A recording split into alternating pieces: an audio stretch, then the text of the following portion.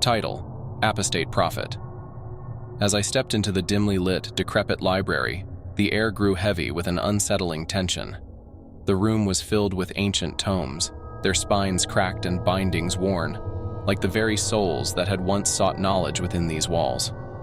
It was a place that time had forgotten, and in the eerie silence, I couldn't help but shudder. I had come to the library seeking answers, a desperate attempt to understand the cryptic message left behind by the famous apostate prophet. There is nothing wrong if a state executes a Abistan. He is a criminal of the state. The words echoed in my mind, haunting my every waking moment. The prophet had vanished without a trace, leaving behind only this chilling piece of advice. It was as if he had become one with the shadows, like a ghostly figure, the one he had warned about. People whispered tales of his charisma and his ability to sway even the most devout followers away from their faith, towards the path of apostasy. I was not a believer nor an apostate. I was a seeker of the truth, a scholar who couldn't resist the allure of the enigma that was the apostate prophet.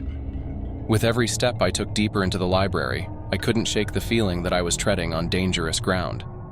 The room seemed to stretch endlessly, the walls lined with dusty books, their titles indecipherable in the dim light. The only source of illumination came from a flickering candle on a rickety wooden table. It cast long, eerie shadows that danced like phantoms on the walls, as if mocking my presence.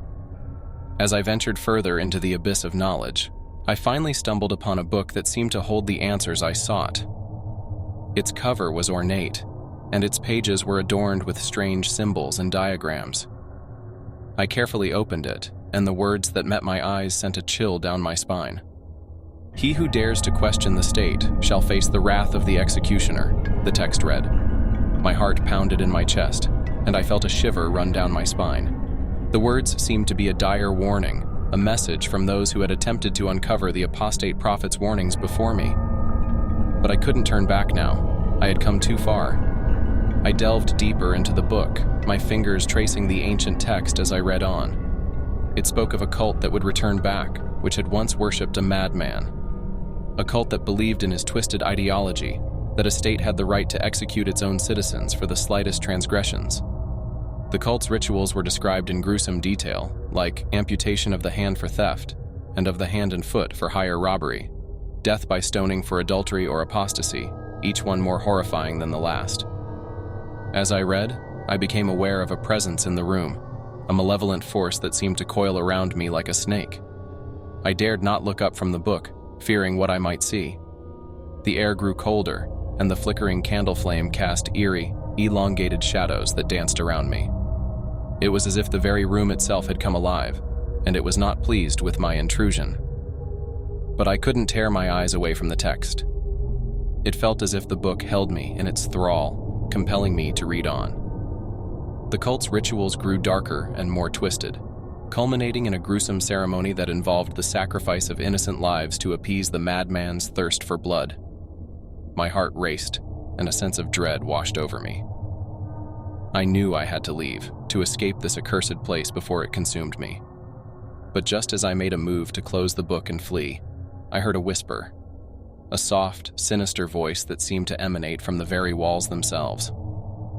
"Stay," it hissed, a cold, unrelenting command that froze me in my tracks.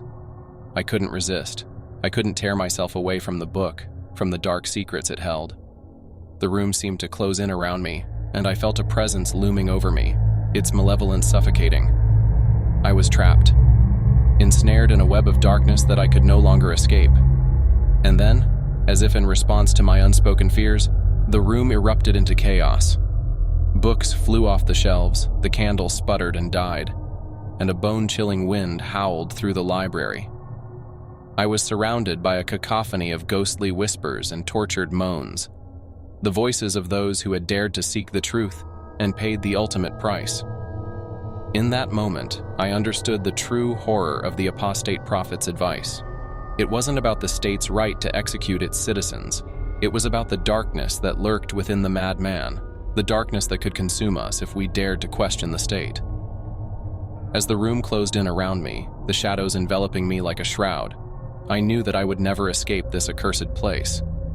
I had sought the truth, But I had found something far more terrifying. I had found the darkness that the apostate prophet had warned about, and it had claimed me as its own.